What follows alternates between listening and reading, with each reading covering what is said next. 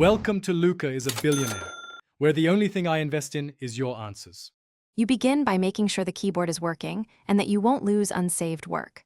Once done, save files with Ctrl+S or rely on autosave, and exit any full-screen apps that intercept shortcuts.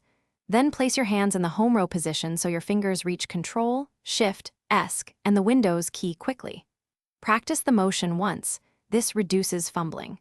Now you're ready to perform the first keyboard sequence to open Task Manager immediately.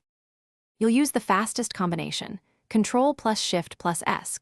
Press those three keys together and Task Manager appears without intermediate screens. If the PC is locked or responding slowly, press Ctrl+Alt+Delete first, then choose Task Manager from the menu. This works when other input is limited. For another option, press Windows+X to open the Power User menu, then press T. Each method gets you to the same place. Choose the one that fits your current screen state and responsiveness. You're at the finish line.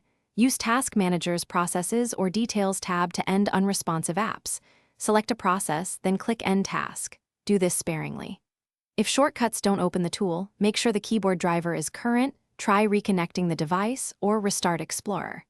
EXE via services or a run command. If physical keys are broken, open the on-screen keyboard from Ease of Access and click the needed combinations. One tip, reboot if the system is severely unresponsive. Thanks for watching and please subscribe. It's the best investment you'll ever make.